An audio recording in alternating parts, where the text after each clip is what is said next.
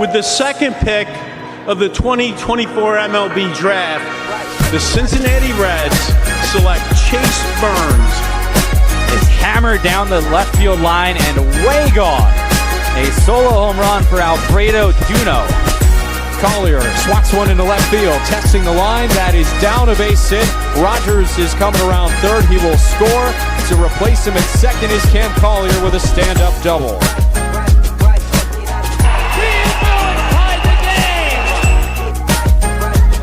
Find it short, up in the air. Arroyo steals a base hit. A swing and a fly ball down the left field line, hooking toward the corner. It is a fair ball, and it is gone. Home run resigns. Make it two! Trudeau jumps on the first pitch and lines it to right. Blue crosses the plate, and the Tortugas will not say die tonight. Lewis takes inside, throw to second, is on a hop, and it is not in time.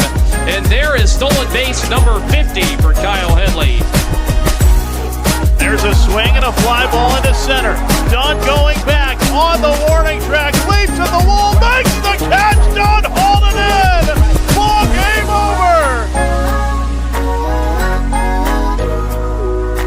Swing, here's a well-hit ball to right field. Moving back to the wall. Campbell, that ball is gone! This game is tied! That's airborne into the gap, into right field. Diving forward and making the catch is Hendrick. Ian Fu with a skyscraping blast out to right. Daytona is on the board. There's a swing and a fly ball to left. Rodriguez turns around. It's gone just over the wall into the seats. Home run, Sal Stewart. Kind of a high liner. It got out of here in a hurry. Fly ball center field. Jorge there. And it is caught. Campanon cut in front and caught the ball. Put this game in the win column. Put this winning streak at 14. It's a new club record. Righty sends. Hendrick signs. Drives it out into right field. That's going to be the ball game. Look out, Slam. Look out, Slam. Hendrick comes through. What a play. What a bat for Hendrick, the fans, and the Chattanooga Lookouts.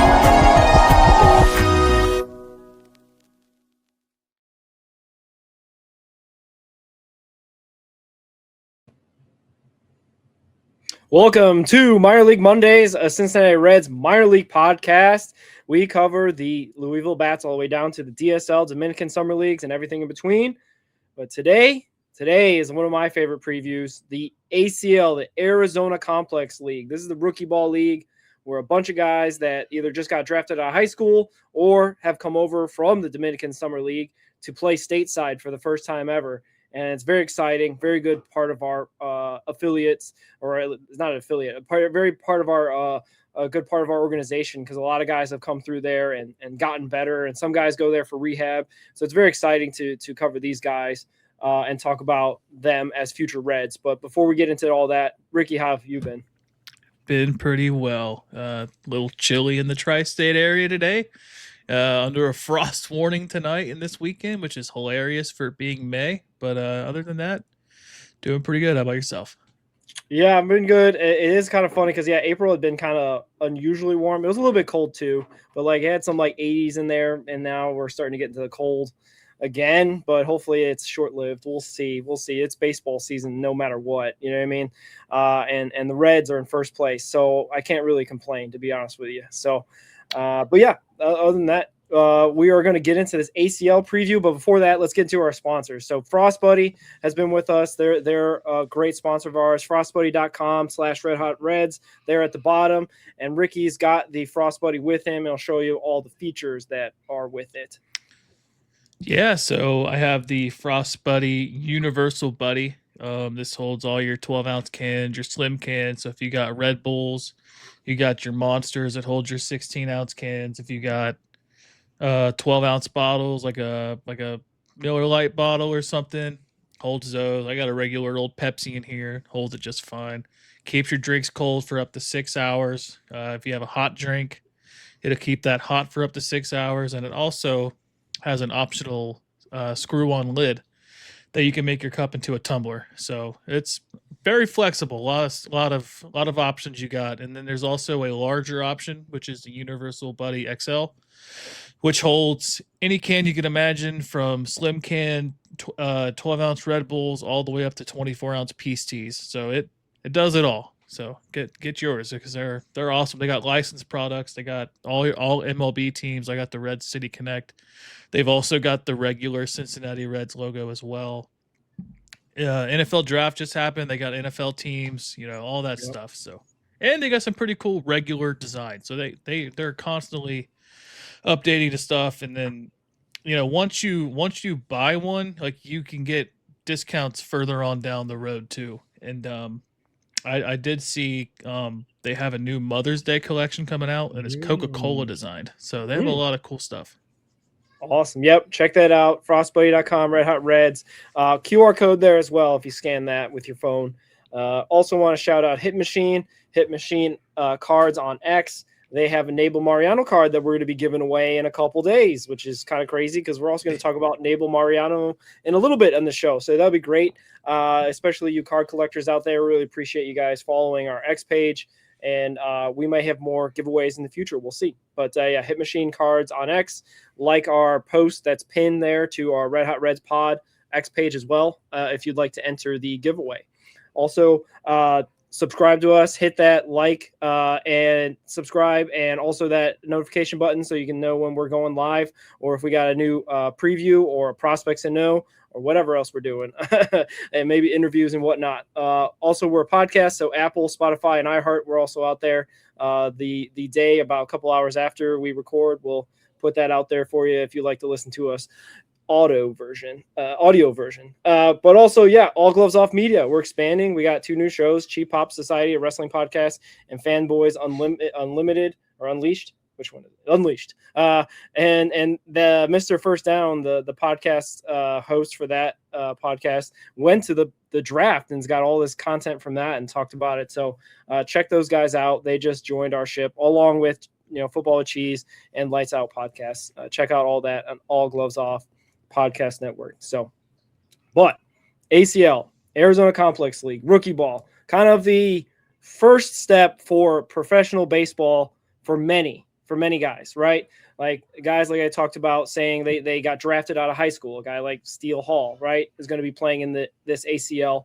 Guys that are coming over from the Dominican Summer Leagues, which they can be 16, 17, 18 years old, playing in the Dominican Summer League, coming to the United States for the first time to play professional baseball, really professional baseball, at least American professional baseball.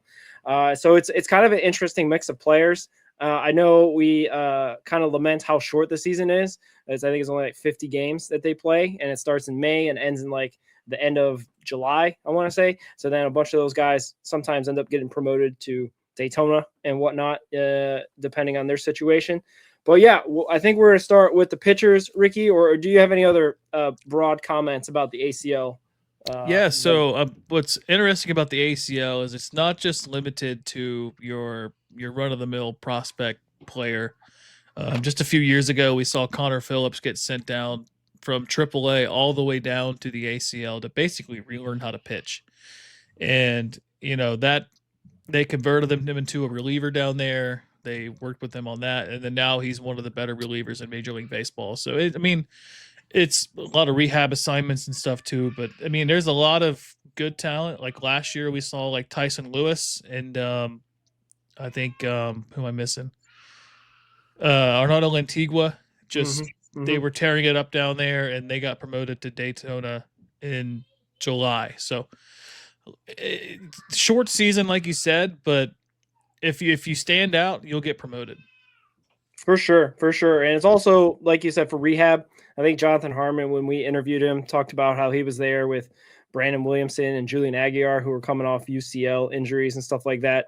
So you see a bunch of guys in there. So it's not just a bunch of rookies playing baseball. But the nice thing about ACL, if you are in Arizona and would like to see some baseball, the games are free to watch. So if you want to go down there and scout the deep parts of our organization, guys that are trying to make a name for themselves, guys that are trying to make affiliate ball, or guys that are rehabbing, ACL is free to go down there. You just got to be able to make the games. The games, I think, are usually pretty early in the morning because the game on Saturday, they open up Saturday, by the way, which is why we're doing this preview. The game Saturday is 2:00 Eastern, which I believe would probably be noon down there in Arizona. So 11, 12 o'clock. Yeah.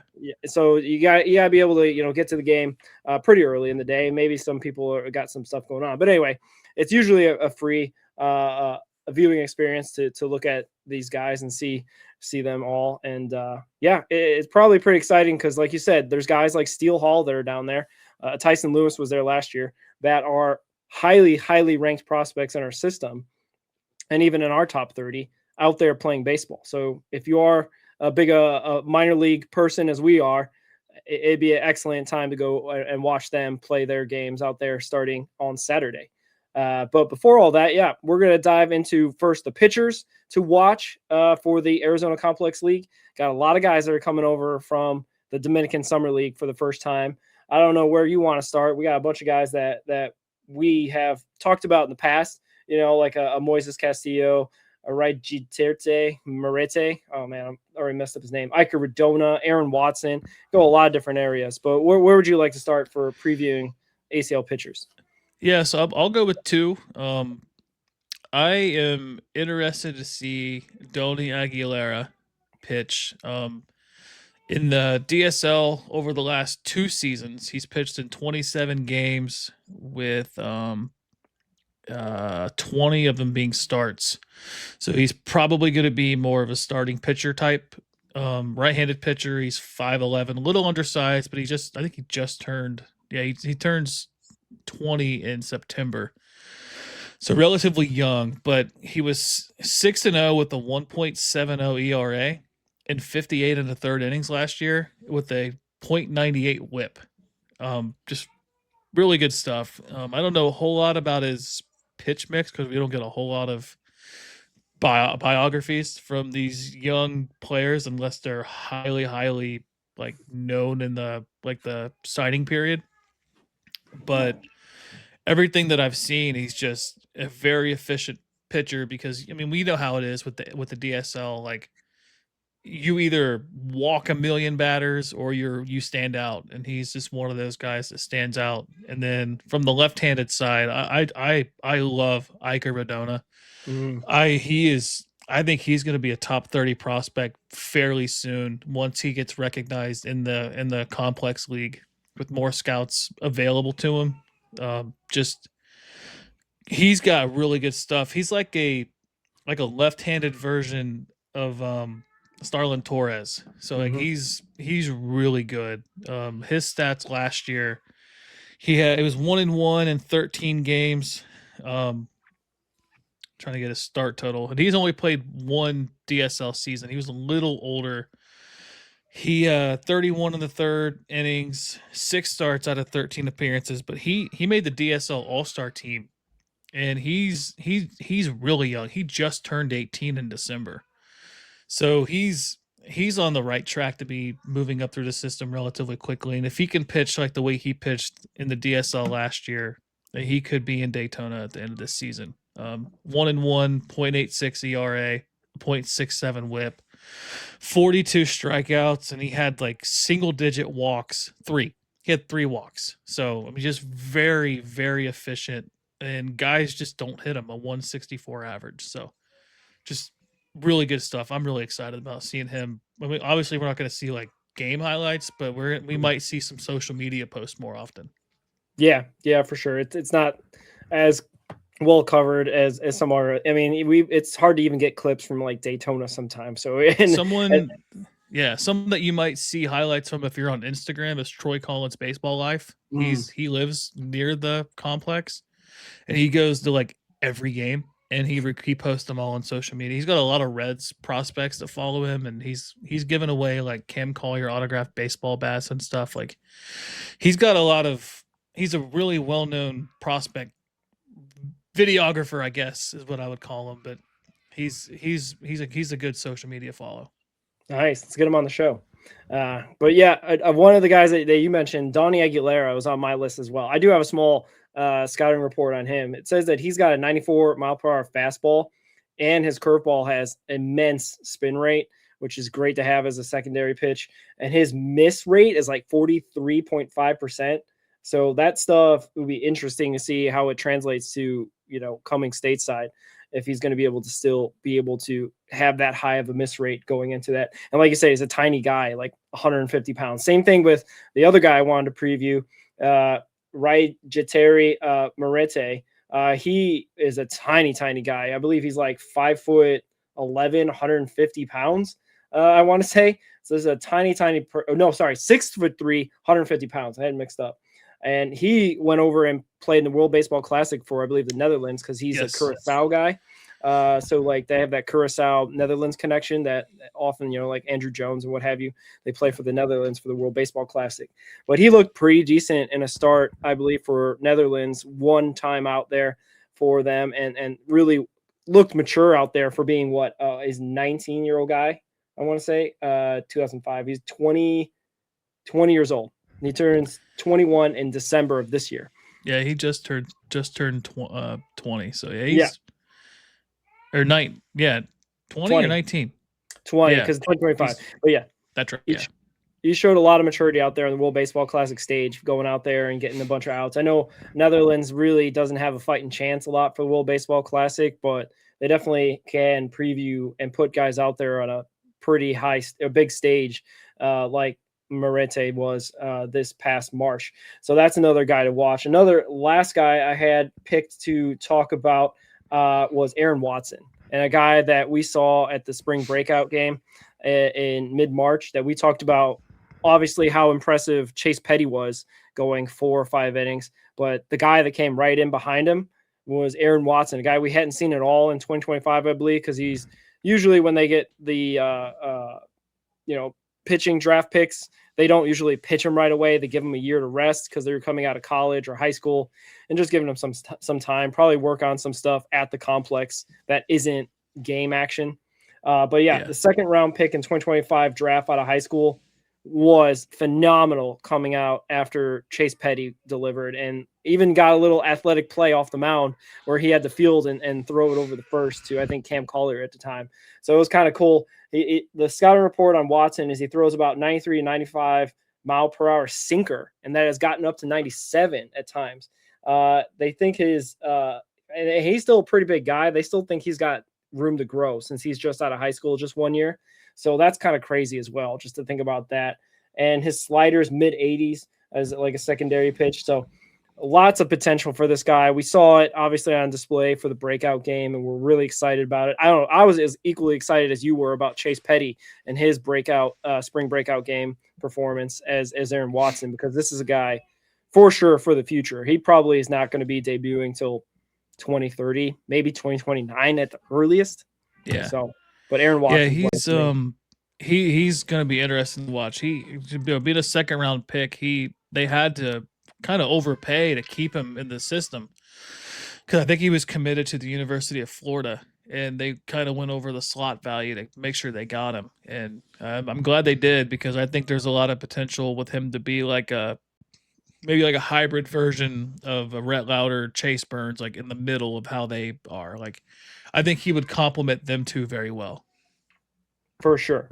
Yeah, that is pretty nice comp there, to be somewhere in between Lauder and Burns, for sure, because both of those guys have been carrying the big league club for the starts that they've done as well. But yeah, any other starting pitchers that you're looking at? Ike Rodona's Mexican, right? So he might play some Mexican Pacific League in the off season as well. I don't think he did this past season. But I think the only one that I really wanted to talk about, and I think he's injured, is Luis Pimentel. He was really good. He pitched in 3 games last year, 1.50 ERA in 12 innings. And then we got to shout out our guy. I think Moises Castillo. He's going to be on that team. Yep. Just shout out him. He's been a big Instagram supporter of ours, and I think you met him in spring training, so seems like a really good dude. He's got some good stuff. I'm interested to see how he does up at this level too. Yeah, he's still pretty young. He's 20 years old. Second year, I believe, stateside, I want to say. So like he's got a little bit more veteran comparedness. Well, he pitched 2 seasons in the DSL. Okay, so this is first year This used to be stateside. his first year, yeah. All right, he seemed comfortable like being stateside because his English is pretty good. But yeah, he was telling me that he likes to have a mixture of pitches. He does 4 or 5 pitches that he likes to go to. So he's got like an arsenal that will be on display for the 2026 ACL season. So I'll be interested to see how he fares as well. He turns 21 in May, so we'll definitely keep an eye on him. He might be a guy that's ripe for promotion sooner than later for Daytona, depending on what happens for his first couple starts. Yeah, for sure. So yeah, that's the ACL pitchers there, and yeah, there's a lot of guys there with lots of talent, but even more so, it feels like the hitters that we have at the ACL level are ripe and ready to go. Some guys that we had predicted potentially we thought could have skipped the ACL and gone straight to Daytona, I should say. But they're going to be in the ACL, which would be great because they'll get a chance to play every single day, possibly, or at least get a lot of opportunities at whichever position and batting that they get. But like, I don't know where to start here. Like, we can go to the catchers, the infield, the outfield. Yeah, you want to go really position group, catchers, infielders, and then outfielders? Absolutely, yeah. Like the catchers, I feel like are really exciting. The ones that I've picked out to talk about. But Ricky, what are some catchers that you're looking at right now for the ACL?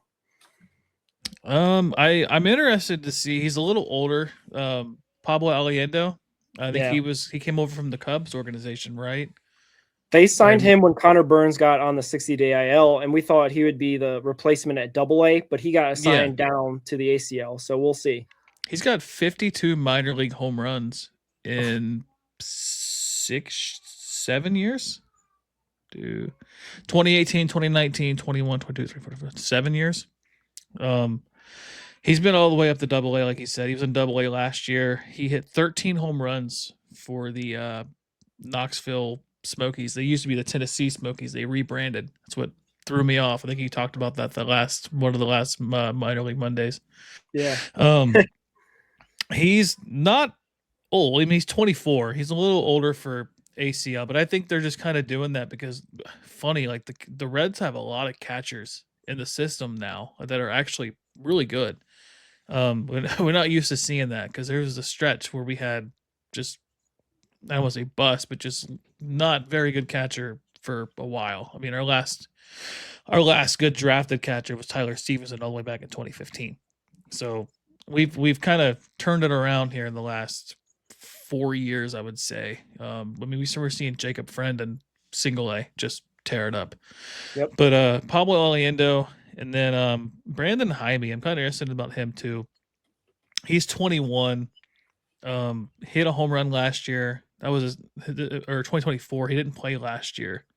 Yeah, I'm assuming it was because of injury. Yeah, he was injured all last year. Uh-huh. He played in 24 games, hit a home run, had 2 doubles. Only struck out 8 times, and he walked 6 times. So he looks like a pretty good eye at the plate. So I'm interested to see what he can do with a full American season. Yeah, Jaime is interesting because of the injury of all last year, but he did play for the Sydney Blue Sox for a bit. If you remember, Jirvin Morillo started there with Hansel and Pablo Nunez. But then I think Jirvin came back over to do some camps and stuff like that. And he didn't stay to the end of the Blue Sox season in the Australian Baseball League, but Brandon Jaime did. So he played a little bit there, did pretty well. So he's got a big 2026 ahead of him. We'll see how he does, especially coming off injury and whatnot. But the guy I really want to talk about, as I just mentioned about the Sydney Blue Sox, Jirvin Morillo, another MLB prospects breakout game guy who broke out because no one knew who this guy except maybe you and us and all our fans and some other real hardcore minor league baseball people. Hit a double that hit the wall, I think, in the prospect game on March 19th or whatever it was. Switch hitting catcher. I guess the scouting report is that he's more of a bat than he is a glove right now, so he's got to work a little bit more on his receiving and what have you. Maybe they'll start doing that kind of thing where he might play catcher and first base like they do with McChrystal, who's really a great bat. And obviously they got Duno and Dayton. So like they don't have to have Crystal play catcher all the time. I'd like to see that out of Murillo. I'm not sure if that's the plan, but that'd be cool. He was consistent with hard contact and advanced feeling for the strike zone. So like a really, really top prospect, the number 21 prospect in the Reds top 30. And I believe he might be in our top 30. If I can't remember, he might. I believe he was. He's climbed these rankings. If you remember, he debuted this season, I think at 30 or 29. Yeah. So just from sitting there, not playing yet, he went from 29 to 21, and I think he's just going to climb even faster. We're going to see some guys fall off. Zach Maxwell is going to come off this list. Eventually, we're going to see Chase Petty come off this list, and there's another player on here. Scott Stewart's already off as well. So like, so I think he'll be top 15 by the end of the summer. Okay. Because I think his bat's going to translate, and it's just as long as he can figure out the catching. They said his scouting report, they were really impressed with his ability. Like you said, he left Sydney and came back over early, and the report was he came over to learn English with all of his pitchers, and that was interesting to me because you obviously as a catcher you got to understand that he has to deal with these pitchers that don't speak his language, and that's a tough situation. Like we see it with English speaking catchers with Spanish pitchers, right? Like you gotta, you're not just hitting the ball and fielding your position. As a catcher, you got so much more going on. I think that's why you see a lot of catchers become managers in the future. But I'm really excited about him. I was impressed by his ability to play in Sydney because, as we've noted on this show a lot, Sydney, like the Australian Baseball League isn't like top tier talent that we're used to seeing here, but you can compare it to like AA. So he didn't shine over there, but he had his share of highlights. He caught fairly well, and he hit pretty good. So he did enough to where you're like, okay, this guy's gonna be really good. Yeah, it's funny because like you mentioned him having a pretty decent season. He was having like a 300 batting average type of season, and of the three Reds prospects on that Sydney Blue Sox team, he was the third one in batting average because like Pablo Nunez and Hansel hit like over 400 for long stretches of the season. Yeah. It's just kind of mind blowing how well they were playing there. But we'll get to those guys in a second. But Jirvin Morillo might be, I don't want to say he might have the thing with the Reds catchers is that there's so many of them now. It might be harder. But I was going to say Jirvin Morillo might have the quickest climb through the system compared to at least those three. But it still might be tough because of how many catchers ahead of him, especially like you mentioned, Jacob Friend, who's playing really well at the moment, and some others like McChrystal and Duno. Like there's a bunch, and Connor Burns, almost got him down there. Connor Burns is injured, and he's a highly touted prospect, at least defensively, for this organization. Yeah, hopefully he can come back and perform strong. Otherwise, there may be some situations where he might get passed up or what have you because just it's hard to come back from injury, especially a 60-day IL. But that being said, Jirvin Morillo seems to be a guy that he'll be there possibly, Duno and will be already kind of a seasoned veteran. And Jirvin Morillo is going to be the one stealing at bats for maybe Alfredo Duno in the future kind of thing. That would be kind of cool to see. Yeah, I have five players in mind at minimum that I see getting promoted at the end of the season, like for sure. Yeah, him and Rodona are two of them that I have going to Daytona.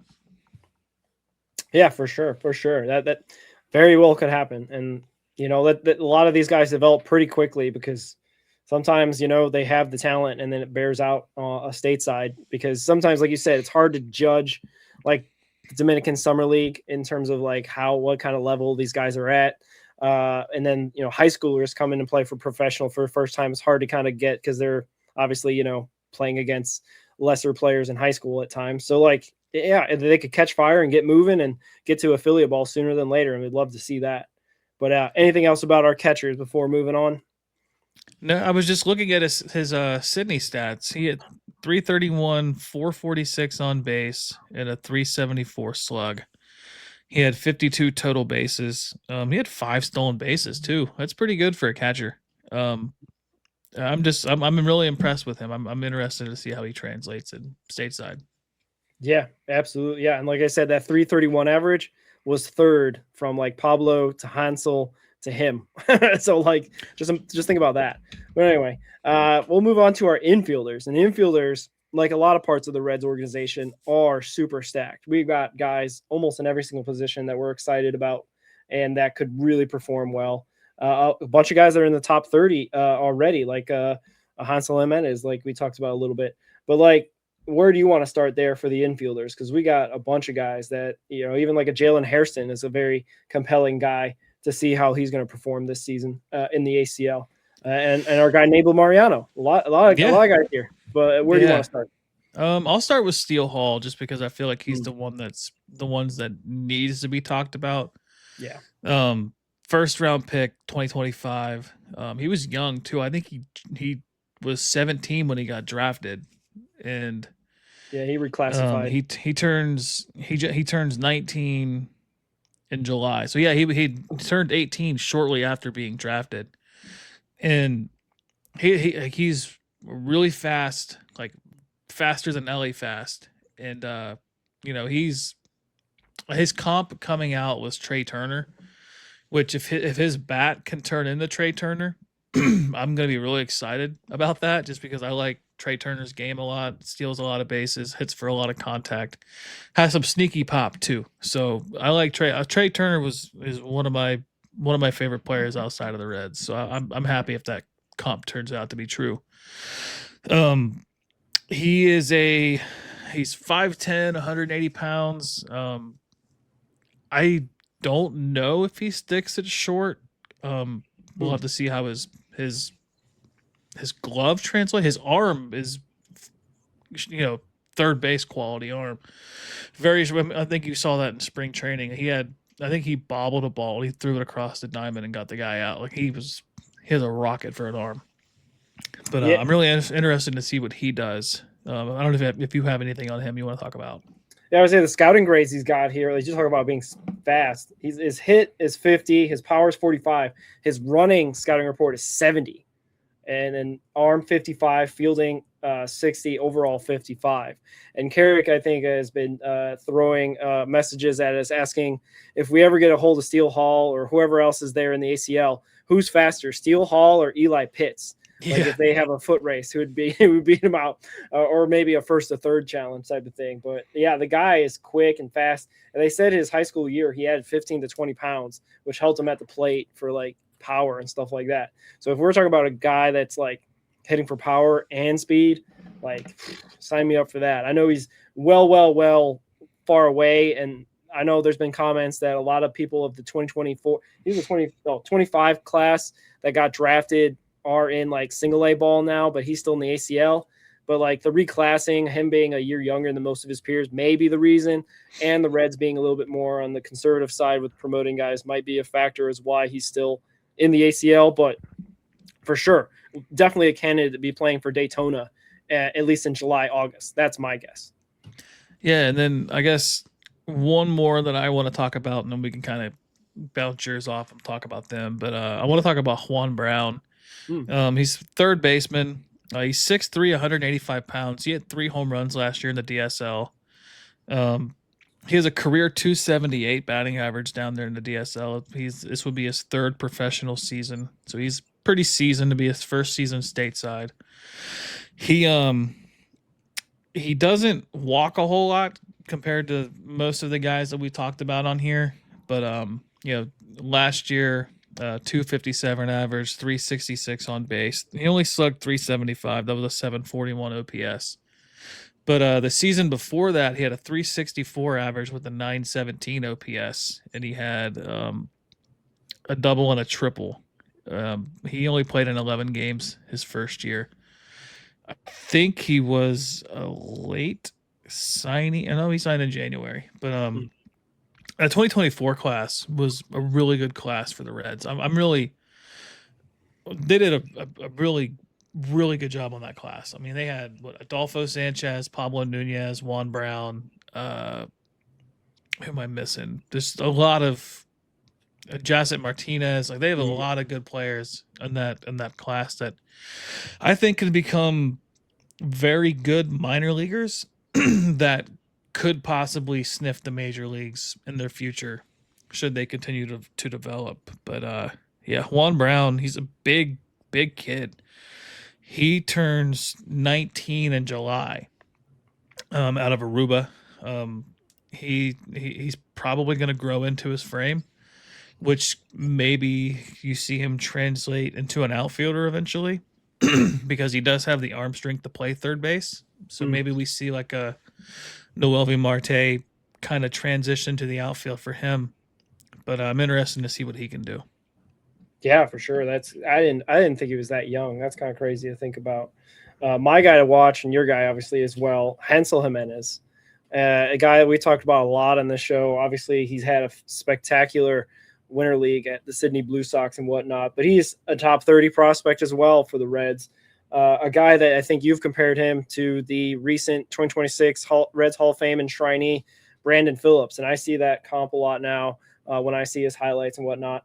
It says he was a 2024 international free agent signing as well in April 2024 for only $82,000. So like, yeah, again, another steal. A Reds finding guys in this international free agency signing stuff that has proven out to be a successful way to find Reds prospects and Reds players like, Ellie De La Cruz or whatnot. So like, he's also been just fantastic defensive wizard. Like all the highlights we saw out of Sydney, he's just making plays left and right from shortstop. Like you said, I don't know if he's going to be a shortstop full time, kind of like how Juan Brown might be moved around different spots, second base, third base, shortstop, and maybe kind of like Edwin Arroyo, Leo Balcazar, seeing where maybe his final professional position will be. But I think he'll play a lot of shortstop for the ACL. It will be interesting to see how he does. He had a 25% strikeout rate last year with just a 9.5 walk rate. So we'll see how that translates over to the ACL. Hopefully he can kind of work on both of those numbers, getting those into some better percentages. But like, he was just a fantastic highlight, just to highlight in our offseason coverage of the Reds and my offseason coverage for winter league ball. And also just kind of a personality as well, right? Like you pointed out, he did a bunch of commercials there in Australia in his second language, even though he was doing mostly, baseball actions and stuff like that. But he had the GoPro in his head and whatnot. But so it seems like a guy that you'd like to have around this organization. When I was down there, I couldn't even get to talk to him because he was talking with his coaches and working on his game and stuff like that. So I think they really like him. And I think he's really trying to work hard on his game to be the best he can possibly be, whatever position, whatever situation that he's going to be. I think he's really dedicated to the craft, so to speak. And yeah, top 30 prospect. I think he just got named to it just a couple months ago, right? Yeah, it was fairly recent. So yeah, so shout out to Hansel Jimenez, and hopefully he can keep going. He's only 19 years old as well, so like just turning 20, I think. Where is it? In December. He'll turn 20 in December. Crazy stuff. Yeah, so he kind of struggled offensively down there in Sydney. I think he was the lowest rated hitter of the Reds prospects, but he had 4 home runs down there too. So he had that, but he had some clutch hits. So like when he needed to come through, he came through. And I'm not sure what he does. He plays some second base, he plays shortstop, he plays third base. I think he played third base primarily in the DSL. So I'm interested to see where that goes. But yeah, I mean, I compare him to Brandon Phillips because I'm not saying he is Brandon Phillips. I'm sure people are going to hear this and go, "Oh my gosh, you're comparing him to a Reds Hall of Famer." But if you watch him play and you watch just like his frame, 6'1", 179 pounds, he's built a lot like him too. No, I mean that's a big comp. I think that's his ceiling if he gets up there. But obviously he's got to go out there and earn it. But we're seeing it. He's named to the top 30 prospects. He was one of their preseason additions. So him being in Arizona, I think the ball is going to fly out there. So we're going to hopefully get some good statistics out of him, and we can see what he could do. And maybe he'll be one of those guys promoted to Daytona. Yeah. It'd be a long shot though, only because if Steele Hall gets promoted, it's going to be unless Tyson Lewis goes to high A, but with how much he struggled this year, I kind of see him playing the whole season in Daytona again. Not again, but just playing a full season down there because he got promoted late last year, and he's been playing third base down there. So unless Ichiro Kano moves up, but he hasn't really played that well either. No. Maybe you put Jimenez at second base, and then you have an infield of like Jacob Friend and Drew Davies playing first base with Jimenez, Hall, and Tyson Lewis as your main infielders, which would be a really good infield. But yeah, who could move up? Just to talk about Daytona for a second, Bernard Moon could be the guy that moves up to get some space for Steele Hall and Hansel Jimenez. Just a thought, because he's been really consistent this year so far. But yeah, another guy, one last guy, Naibel Mariano, the guy that we're giving the card away, is also another 19-year-old infielder that looks like he's got full potential. A guy that's I think he's coming over for stateside for the first time as well. 6'3", 182 pounds, just a big guy. I remember seeing him. I saw his at bats, a couple of them down there in spring training. And he ripped a triple, and he can move, because it wasn't like just a triple where like the infielder misplayed it and he could just jog into third base. No, he was hauling. It went like an inside out swing where he right-handed went into right field and cut away from the right fielder. So the right fielder had to track it down and then try to throw him out at third base. But Naibel Mariano moved real well and got there well ahead of the throw to get a triple. I believe that scored Hansel Jimenez from second base on that one. But anyway, he seems like a real top prospect as well to watch. I don't know if exactly he's going to be third base or shortstop as well, because like you said, Hansel Jimenez played a lot of third base. I think Naibel Mariano plays third and short as well, and could play a little bit of outfield, I believe. But he's just another guy that would be interesting to see how he performs stateside for the first time. Yeah, he hit 2 triples last year, 7 doubles, and 4 home runs in the DSL last year. So I'm interested to see what he does. He's a tall kid, kind of some Ellie traits in him. Maybe he develops, and we see that offensive explosion that Ellie had. 788 OPS last year. 9 stolen bases. He looks to be, I don't want to say 5-tool player because I'm not sure about his defense, but maybe a 4-tool player for sure. Just, and then in 2024, he really struggled in his debut season. I think that's why they brought him back in the second DSL season. And it used to be just like 4 or 5 years ago, if you had a second DSL season, you were kind of like wrote off as not being a really good talent anymore. But it's becoming very common to see second DSL seasons out of guys. It's the way that the minors are kind of structured now. A lot of players, stick around a little bit longer now. Yeah, there was one thing. He did cut down from his 2 seasons there. 2024 had a strikeout percentage of 33% for Naibel Mariano, and last season only 25%. So in the right direction going so far. So hopefully he can continue that trend into the ACL. Hopefully get maybe under 20% and what have you for his strikeout percentage. But yeah. We're excited about him. I mean, we're having a card giveaway of his, and he might be that lucky winner. We're going to do the drawing on Monday. So, be on the lookout for that as well.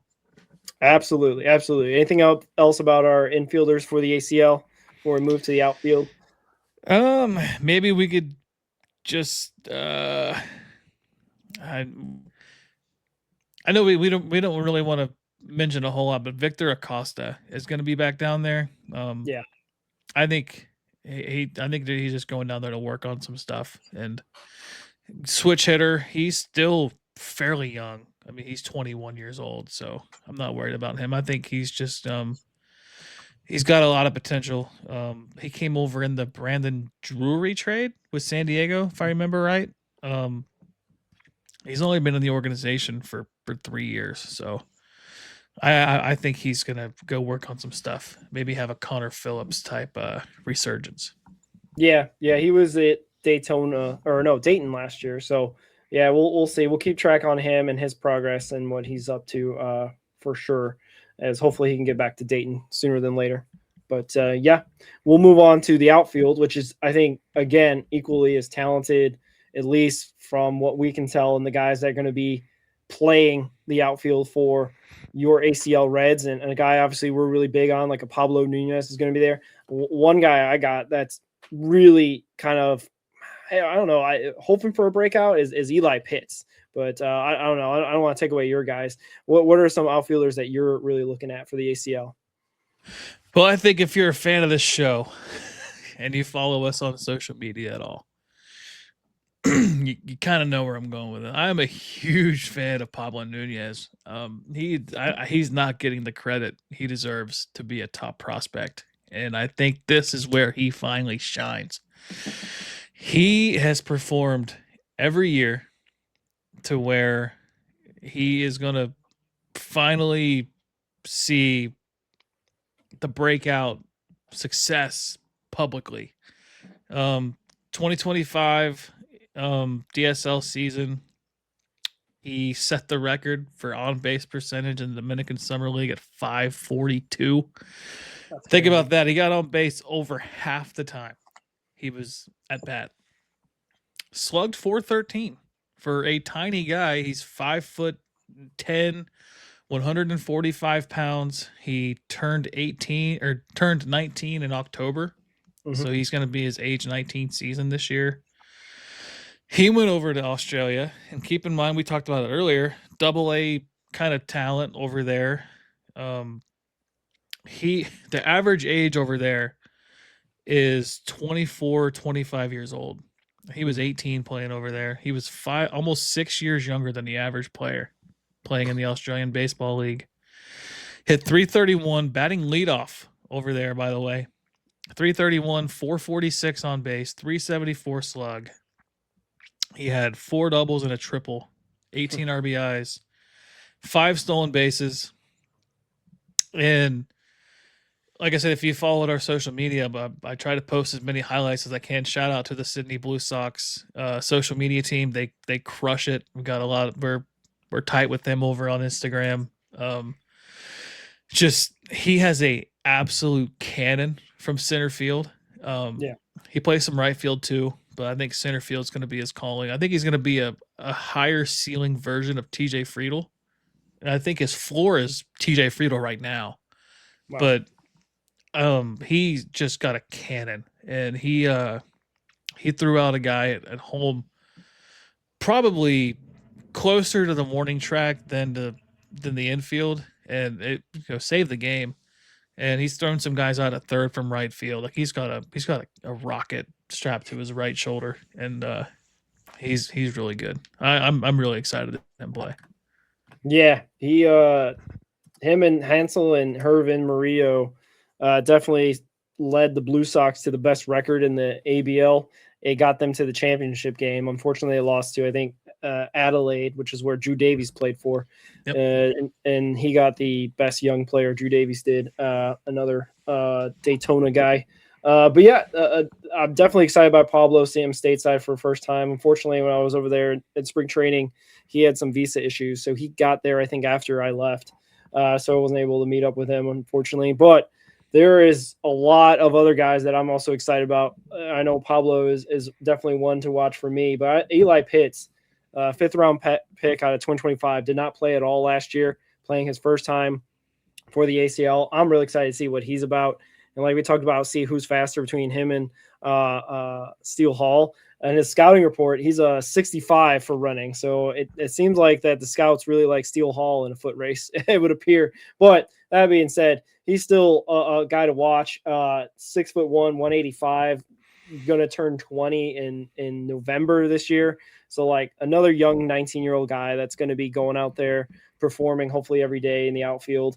I think he could be a guy that I don't necessarily think he's going to be up for promotion, but maybe next year we're talking about that at this time, a guy who has a full year ACL under his belt, working in the complex, full year of professional baseball, probably his year 20 season, might be playing for Daytona, easily starting for them every single day is my guess.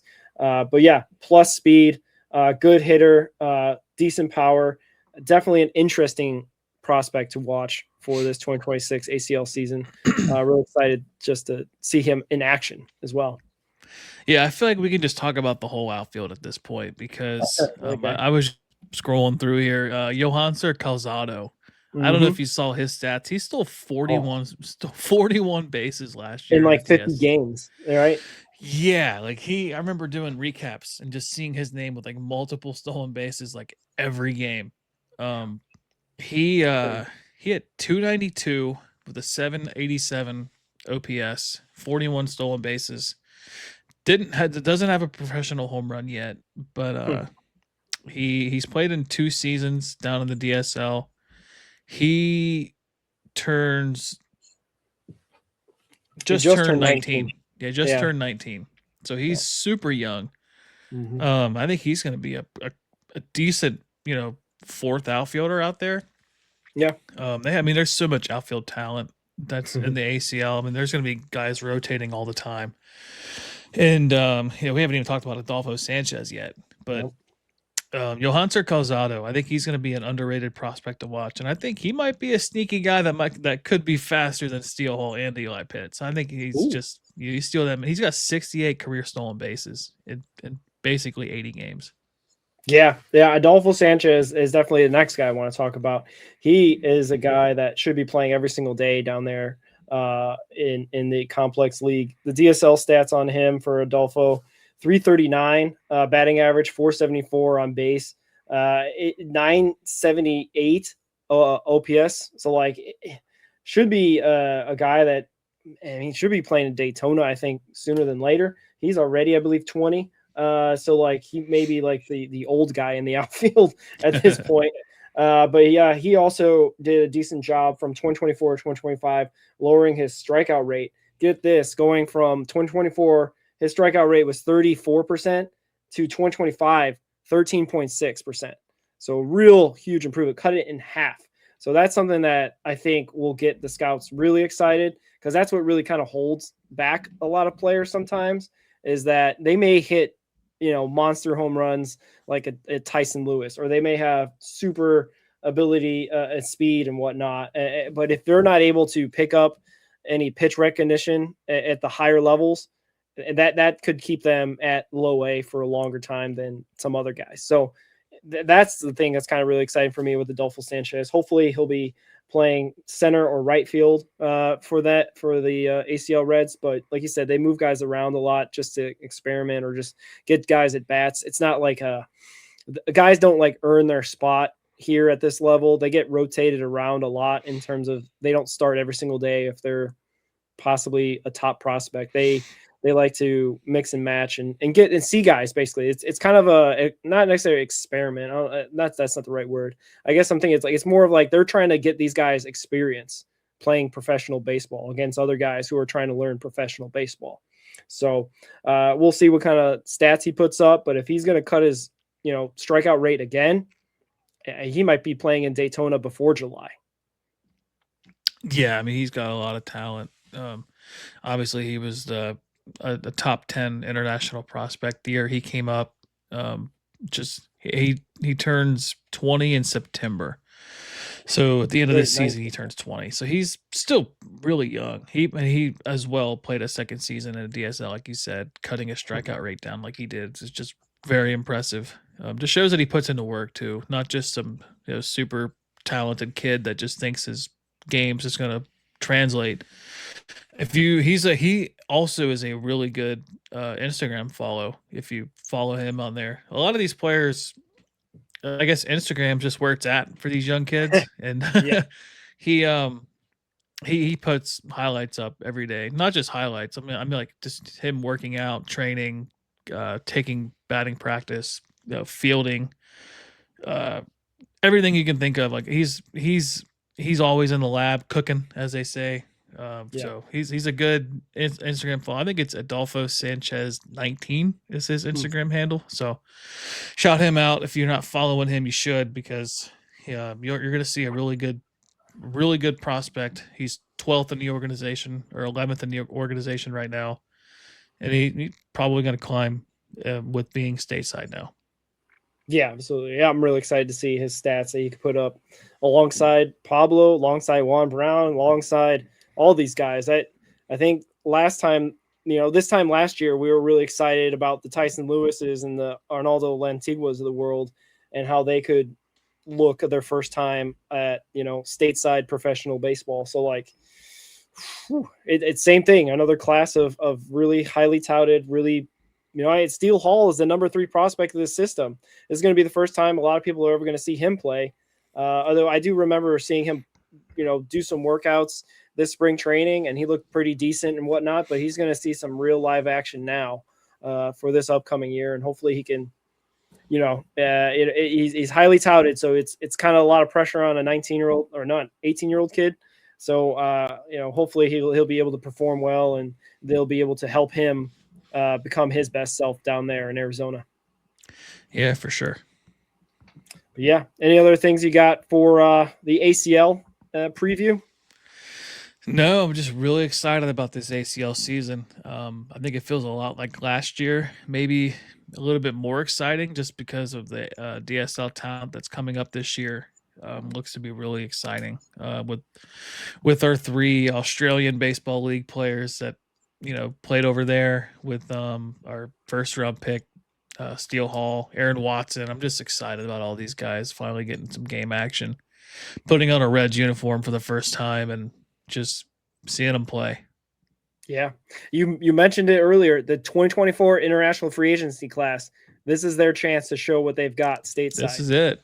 So they're definitely going to be on display at the ACL, showing off like basically what these scouts have put in the work to sign these guys, to get them ready to play and everything. So it's really exciting times, probably for the scouts and the org just to watch these guys go out there and hopefully put up some decent numbers in this ACL season, which starts tomorrow. Or you can believe it's already May, Ricky. Happy May, by the way. Happy May. So,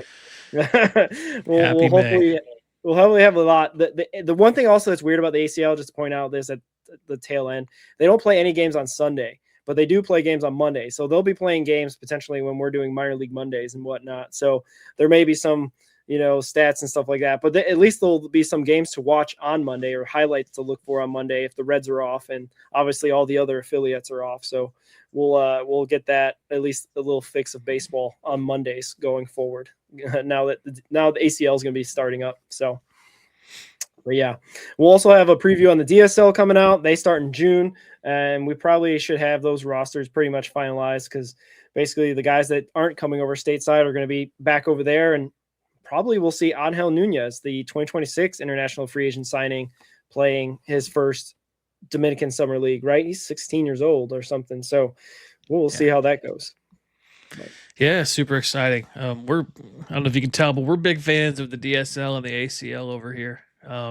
This year we're gonna see these guys, the class of 2024. Are they gonna make us look smart, or make us look like we don't know what we're talking about? But we're really excited about these guys. And anytime, like when you get signed, let's just say internationally, when you get signed, like the goal is to get stateside, because there's always a chance you don't make it stateside. And like ultimately the dream is to get to the big leagues, but once you hit stateside, you're kind of like, all right, I'm making it. So to see these guys finally get that chance to play over here, and finally have some other scouts, bigger scouts watching you. Maybe you make a top 30 prospect ranking, like we've seen with Murillo and Jimenez and all these other guys. Now's their time to go out there and just relax, go play ball now, and see where it takes them. Yeah, I don't think you formally made this take, but I'll formally make the take that Pablo Nunez will be a top 30 prospect in a month. So Yeah, I think the next time they update the rankings, I think he'll be on there. I give it. They're gonna see him play, and he's gonna walk a lot. He's gonna get a lot of hits. He's gonna throw some guys out, and they're gonna be like, "All right, man, this Nunez kid's really good." And I'm like, "You heard it here first." Yeah, and we'll have an updated rankings at the end of this month for our top 30 with some other honorable mentions and whatnot. So yeah, look forward to that. Pablo Nunez, I think, is already on our top 30, so we don't have to worry about announcing that. But maybe some other guys, maybe a Juan Brown, maybe Eli Pitts. You know what I mean? Check those guys out. So, but yeah, maybe, yeah. But if you got anything else for us, we will sign off and go Reds. Go Reds.